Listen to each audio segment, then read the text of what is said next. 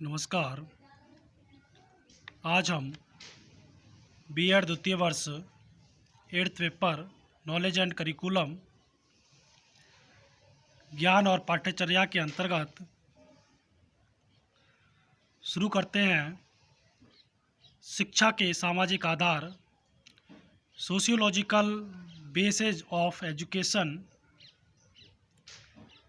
इसके अंतर्गत आज हम अध्ययन करेंगे औद्योगिकरण व लोकतंत्र द्वारा समाज, संस्कृति व आधुनिकता के संदर्भ में शिक्षा के सामाजिक आधार, social basis of education in the concept of society, culture and modernity with reference to historical changes by industrialization and democracy। अंग्रेजों के भारत आगमन से पूर्व अर्थात उपनिवेश काल से ही पहले वाली भारत की शिक्षा व्यवस्था, एजुकेशन सिस्टम, आधुनिक युग की शिक्षा व्यवस्था, एजुकेशन सिस्टम से पूर्ण भिन्न थी।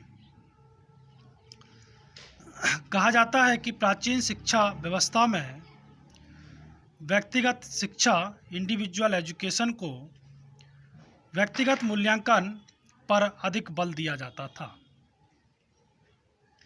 जबकि आज की शिक्षा व्यवस्था उसके ठीक उल्टे क्रम में निर्वैयक्तिक शिक्षा यानी सामूहिक शिक्षा या कहें सार्वजनिक शिक्षा पर ही बल देती है। आधुनिक भारतीय शिक्षा व्यवस्था, जिसमें परीक्षा को एक महत्वपूर्ण संस्था द्वारा दर्जा प्राप्त है, यूरोपीय समाज के औद्योगिकीकरण मॉडल पर आधारित है। हम यह भी जानते हैं कि आधुनिक भारत में शिक्षा का अपना कोई आदर्श विकसित नहीं हुआ है। अंग्रेजों ने अपनी शिक्षा को हम पर थोप दिया था। आज भले ही इस बात में मतांतर हो कि भारत आज भी कृषि प्रधान देश ही माना जाना चाहिए था,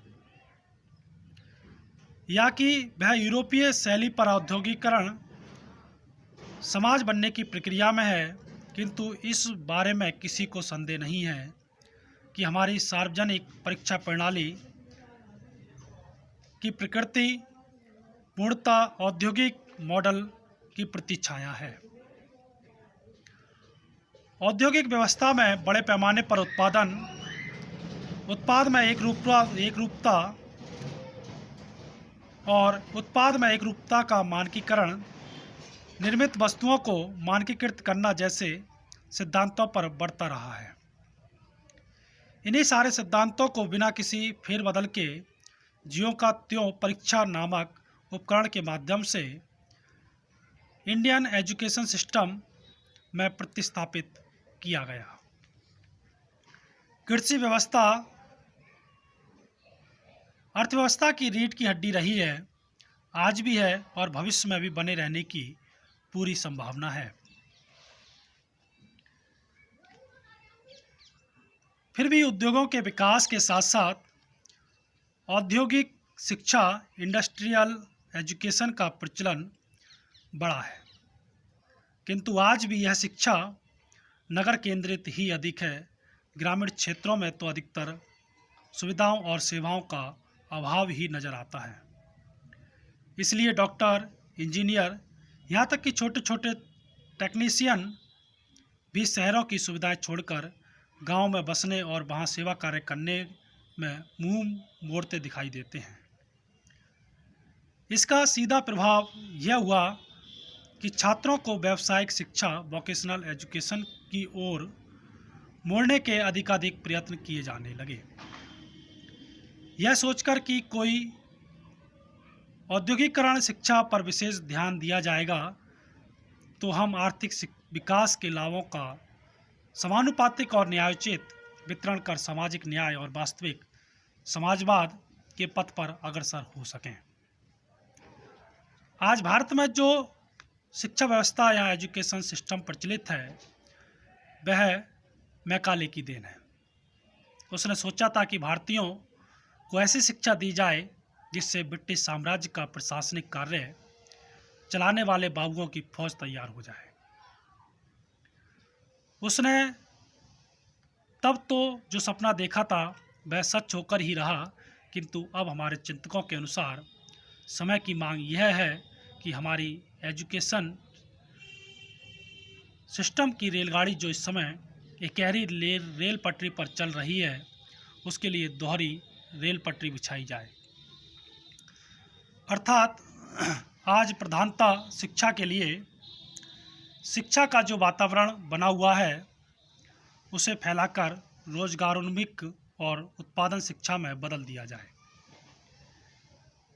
कहने का अभिप्राय यह है कि शिक्षा का पुनर्गठन किया जाना चाहिए और शिक्षा रोजगार उन्मुखी हो जाएगी,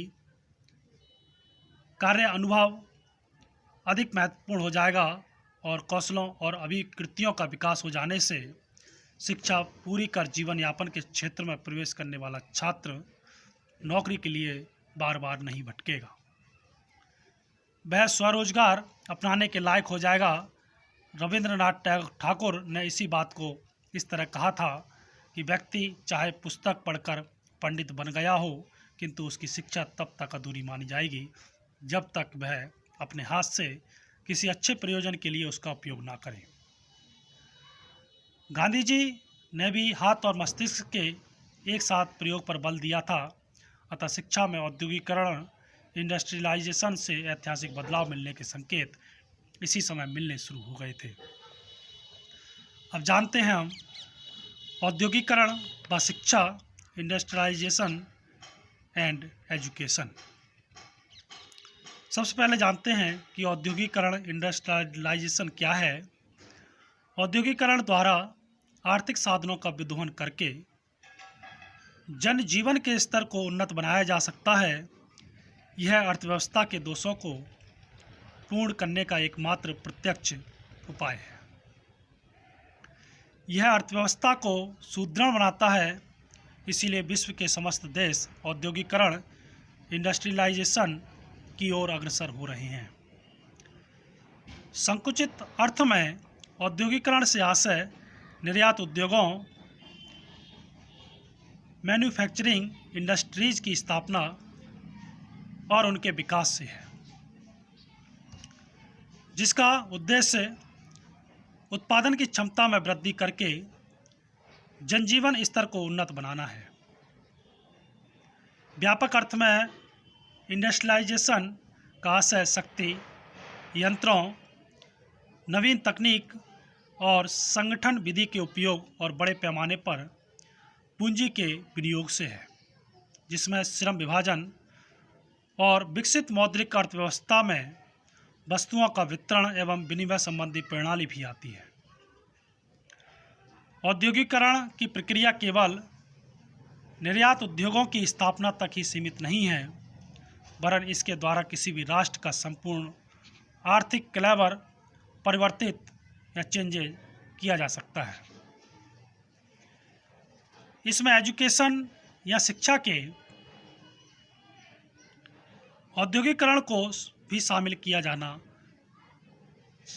चाहिए या किया जाता है। शिक्षा का औद्योगिकरण आर्थिक विकास की एक ऐसी प्रक्रिया या प्रोसेस से है जो किसी परंपरागत अर्थव्यवस्था में व्यापक अवरोधों को समाप्त करके शिक्षा किसी राष्ट्र की आर्थिक और सामाजिक प्रगति को नवीन दिशाएं प्रदान करती हैं। अब जानते हैं औद्योगिकरण की परिभाषाएं, डेफिनेशन ऑफ इंडस्ट्रियलाइजेशन।